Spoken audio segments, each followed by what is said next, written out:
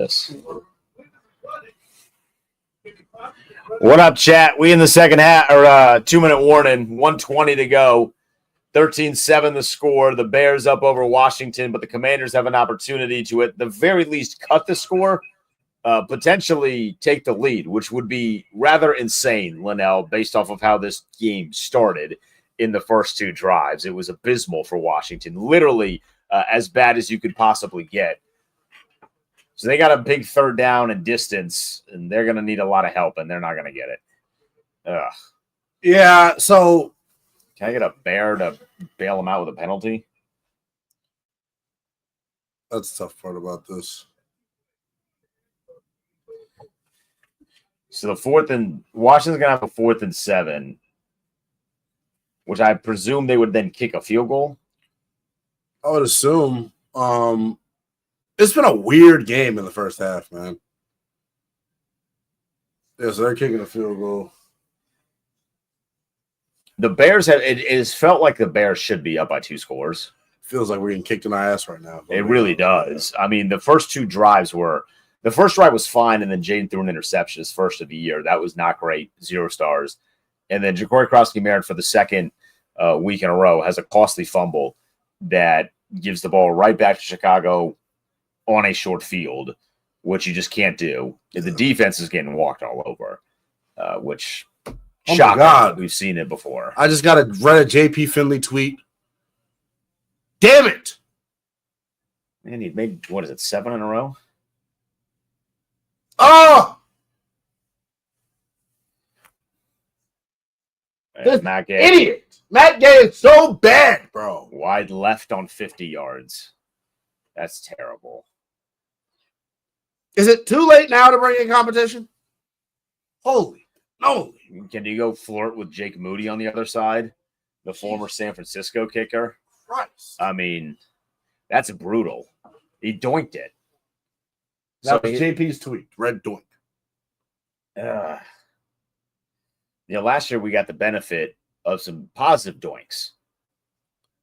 That was not a positive doink. Nothing positive about this at all. So that leaves Washington with just 7 points instead of 10. It feels like the drive was going well enough to potentially get 14, and then they just get nothing. But Chicago now has 1:10, and they got time. They got 8 timeout left. You can't give up any points right here, man. No, you can't, because you get an opportunity. Like, at the very least, the positive thing is that Washington gets the ball back to start. Trey Amos is so comfortable when the ball's in the air. He doesn't panic. He turns his head. He's really good at being in phase. Damn. That missed field goal. Now we get to see it because this is just awesome stuff from Trey. Watch him turn his head. Boom. He turned his head twice. Benjamin St. We got Trey Amos to turn his head on one play. Benjamin St. Juice twice on one play. Benjamin St. Juice would turn his head all year. They've done a decent job getting pressure on Caleb, but it's always extra man. Yeah, and if it doesn't get home, then you leave yourself butterball naked, as we like to call it. Right. And, they have done that, and Caleb Williams has just missed. If you're watching, do you call timeout here? No. To try to – after this down, obviously. After this down, yes. If you hold Chicago, you immediately call timeout. I think they might have tried to run the clock down here. They're taking for forever. Yeah, because they know if they don't get it, they're screwed. With only one timeout, Ben Johnson, not great with the timeouts. Dan Quinn, likewise, not great. Oh, my God. Oh, he got wrecked. Why did he not throw the ball away? And the clock stops. And we don't have to use a timeout. No, the clock keeps going because he stopped him. Is Dan Quinn not going to call timeout? Why did he do that? Why did he not just throw the ball away? I guess he had Luther Burden, bro. I mean, Luvu annihilated him. I know. Oh, my Lord. Yeah. I don't know why the clock is still running after that, though, because he clearly stepped out of bounds. Don't run up on Frankie Luvu. The tribal chief don't play. No, he does not. So it looks like Dan Quinn did call timeout, so Washington's going to have 24 seconds. That'll boy be 24 seconds on the clock. You need a big-time return here. Yes, you do. Because 24 seconds in a timeout is really not a lot, especially if you have to go the length of the field, which Washington has not shown the ability to do on massive, massive plays outside of the one Luke McCaffrey throw last week. He whacked his ass, boy. Damn. Honestly, shout out to Caleb for getting up because Louvu drilled him.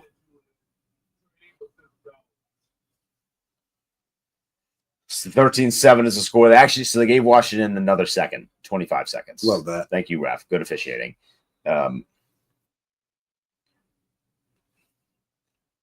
Lane back there to return. Looks like they're sending a house at the kicker, or the punter, rather. I get nervous about this. Are they bluffing it or are they actually going? No, they're going. They didn't even get close. No, they didn't get close. And now Jalen Lane has nobody to block for him, and he coffin cornered it. We're screwed. So that's going to be a knee. And I don't know, man. That's a great punt. DQ's kind of got like balls to steal. So I don't know what he's going to do here. That terrifies me at times. Yeah. Although the challenge actually ended up being very well worth it. Mm-hmm. You know, we're going to get to that once we start the halftime portion of the show. This is just the 2-minute watch along. He's Leno Willingham. I'm Dende. This game has not gone excellent for Washington, but the fact that it is only a one-score game with 19 seconds left is very positive. We got to show some love to Chris Moore. I mean, they took a knee. Yeah, when you cough corner him, you take a knee. Yeah, I know. I'm rooting for exciting things to happen. That's all. But I'm geeked up. For us to turn the ball over twice and be in this position, I think it's tremendous. The defense has played the style of ball too, Denton, that I think they're going to have to play moving forward. Yeah. Bend but don't break. Give up all the yards you want to inside of the 20s, but when you come up with a sack or on that first drive, it was a Johnny Newton tackle for loss, you put them behind the sticks, now you force them to be perfect. Right. I think the defense has actually played pretty well tonight. I'm frustrated with the tackling a little bit. The run game stuff I'm stunned by it because you've stopped the run tremendously all year long. It's kind of like as a defensive lineman, you know you're going up against a pass-happy team that can't run. You're kind of waiting on them. Right. To throw the football, and they've gotten caught with their pants down, so to speak, a couple different times. The edge has not been set good enough. No, there was one where Preston Smith on, I think it was their touchdown drive. Preston Smith gets just completely, he falls right into their hands. He gets way too far up the field, and there's this like the rookie left tackle that they're starting sees him get up, and he's like, oh. Coach is gonna love this one on Tuesday, right? So he just plays way too much into his hand on that one. I'm trying to find the number. DeAndre Swift has 7 carries for 54 yards, and I know he's got an explosive one in there as well. Yeah, a 19-yarder. It feels like he has a couple that are kind of in that double-digit range. But outside of that, they've done a pretty decent job. It's the chunk runs that are killing them. Caleb Williams is 10 of 17 for 85 yards. He's left a lot on the field. I mean, the underthrow to Roma Dunze should have been a walk-in touchdown. Yeah, no. I mean, Dunze just cleared everybody, but he underthrew him. So thank you, Caleb, for that one. But outside of that, I do think Washington has done a halfway decent job. You're right. They're playing bend, don't break. And it just so happens that in that first quarter and change, 2 turnovers, you're immediately giving Chicago a short field. And on the third one, it was bound to. Or the second turnover, third drive, it was bound to not have a positive result. Yeah, and I think the biggest play in this game thus far to me is the Frankie Louvu dropped interception that gets them off the field on 4th down. Huge. You was about to go down 20-0 potentially. Or 20 was that 20-7? It would have been 20-7. Okay, but still. Yeah. You was getting ready to go down. Or but at the worst, 16-7 if they decide to kick it. And you get away with still 13-7. That's a huge play. Yeah, nonetheless, massive play from Frankie Louvu, who's actually come up with a couple of big plays to start this game. And it's crazy because for the first 5 weeks, it feels like he's been the defender. People have been clamoring for it. Where's Oos? Where's Oos? Now he's making plays for you. He came up huge. Our guy, is that T-Rome? Yeah. In the chat, Chris Moore. Chris Moore, brother. Never doubted, actually. I'm a huge fan of Chris Moore from the jump. I have never said anything remotely negative about Chris Moore. Not a single time. Not once. Look, man, the catch that he made, I thought was more challenging than the one that he dropped last week, and it was a bit of redemption. He gets the knee down inbounds. He holds on to the football. It was a dime by Jaden Daniels, who, by the way, is 10 of 11. it doesn't really feel like he's 10 of 11. Yeah. So he hasn't thrown an incompletion, if you want to be tongue-in-cheek, because technically the incompletion was to the other team. No, they gave it. The incompletion is to Chris Moore on the left side. Oh, yeah, you're right. But to your point, I mean, yeah. Pretty much, like. But Moore's been really good, man. And is he the leading receiver right now? He is. We have two guys not named Deebo Samuel that have 3 catches, Chris Moore and Zach Ertz. Yeah. Moore has 3 catches for 46 yards on that touchdown. That one was 22 yards. Zach Ertz has 3 catches for 17 yards. Deebo has 2 for 2. The one was a lunge for the first down prior to the interception being thrown, which should have been a touchdown. Jaden immediately pats himself and says, "That's on me." Love that, by the way. I was terrified watching him try to make a tackle. I was like, please, dear God. Like, no.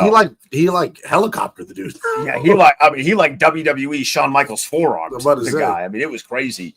But so they're spreading the football around. Yeah. It did feel weird. So after the Deebo lunge and then throw that was intercepted, it felt like there was a couple of plays where he wasn't on the field. And I was getting a little nervous because I'm like, oh no. Is he hurt? Like, please. We can't, like, Tampa Bay survived having 18 wide receivers hurt. We're not down. I would prefer not to make my quarterback run through that gauntlet. Yeah. I will say, he being Jaden, he's still not seeing the RPO or the read option. It feels like the way that he should. Yeah. But I also think the teams are really clamping down on that. Yeah. They're like, because we were talking about this as we were watching the game. They're like, hey, you are not going to beat us with this. You can beat us in other ways.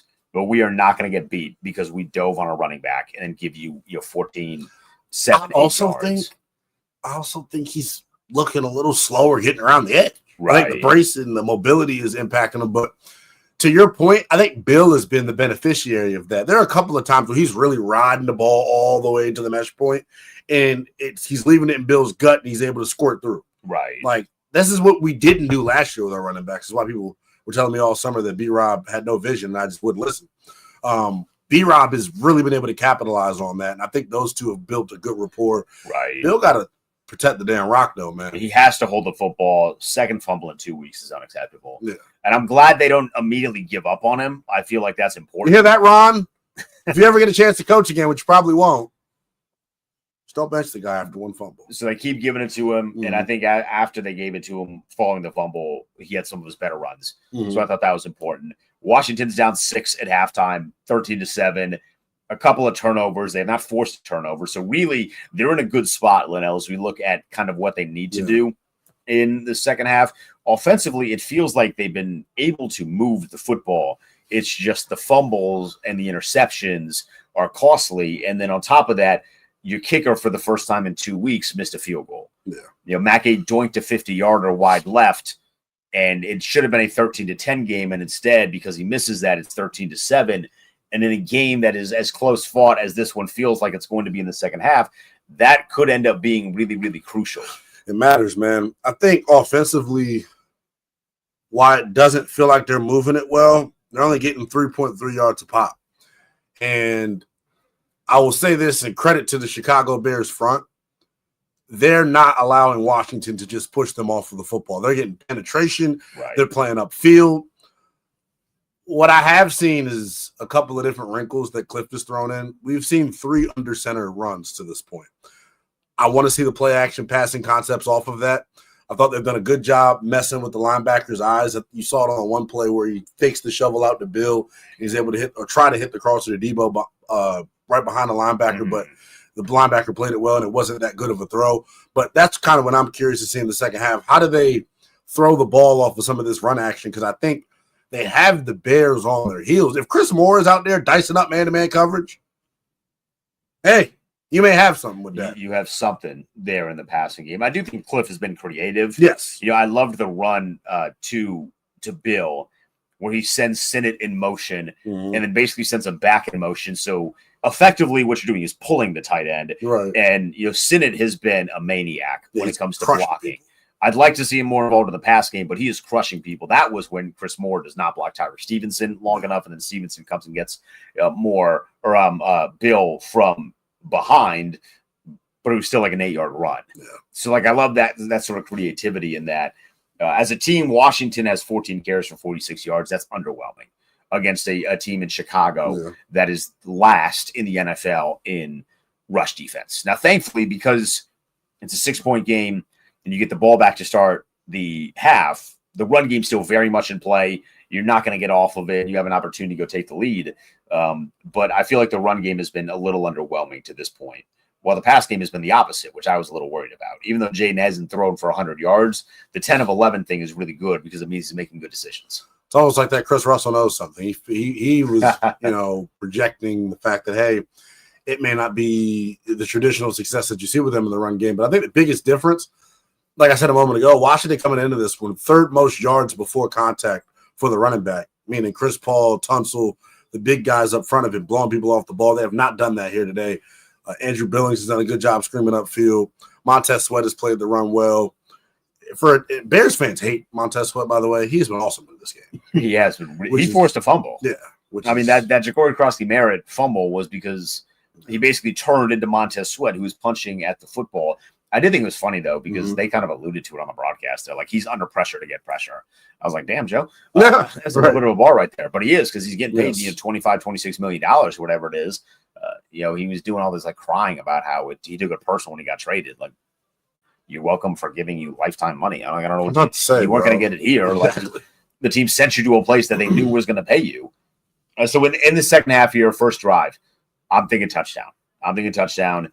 Do what you did really well. I do think the run game, Bill is he's this close to breaking one. So I do think you see a big play pretty early in the second half here for Washington. And I think they take the lead on this next drive. And then you put a lot of pressure. I'm curious to see what Chicago is going to look like with pressure on them. Yeah. Because to this point, because they scored early and because Jaden had that early interception, they haven't really been under the pressure of being behind in the game. They've led this entire way. So what happens if and when Washington gets on top of Chicago on the scoreboard? How do they respond to it? Because we're seeing some of the shortcomings of Caleb Williams, at least in the end of the first half. The inaccuracies, holding the football a little bit too long, taking bad sacks when he could have thrown the ball away. Things that Bears fans had told us were not happening anymore that we are seeing happen. Yeah, Caleb has not been sharp to start this football game. I give a lot of credit to Joe Witt Jr., though. You're seeing Washington, and they did this last week against the Chargers. They're switching back and forth frequently between man and zone. They're making their zone looks like man. Zone looks look like man. They're making their man looks look like zone. And you saw it on a couple of different times. One play, Olamide Zaccheaus is like, hey, I'm going to sit down in this window. Caleb thinks his man, so he leads him thinking he's got a trailing defender, and they're on a separate page. That's the stuff that, matters for that group of people out there that think that Joe Witt can't coach. That's an example of him being able to confuse Caleb Williams, changing up to pick the post snap. The pass rush, I got to look at the numbers, I guess, but it doesn't feel super impactful. Yeah. It feels like when they're getting pressure, it's only when they're sending extra 5. Yeah, Caleb's been sacked once for a 7-yard loss, and that was at the very end where he kind of stepped out of bounds more so than anything. That's the only time they've gotten him in a sack. I just hope. But he's blitzing everybody. Like Sanderson's coming on the blitz. By the way, Darnell Savage had a drive where he had a couple of really good tackles. Yeah, really good tackles in space too, and he's flying. That dude is running with power. He is ready to take somebody's head off. Coming downhill, and he was with Coach Simmons, I believe, in Green Bay when he was initially drafted. So there's some familiarity there. He should know the system, should know the scheme. The thing that I'm most concerned about is just not getting a whole lot of movement right now in the run game. Yeah. I hope that there is a level of patience that's exuded from Cliff, because in order for this pass – when you're without Terry, you're going to need the play-action pass game to get some guys open. But the moment you become one-dimensional and no threat of running the ball with these cast of receivers, it just becomes more difficult. I know Chris Moore has made plays, but those have all come off of play action.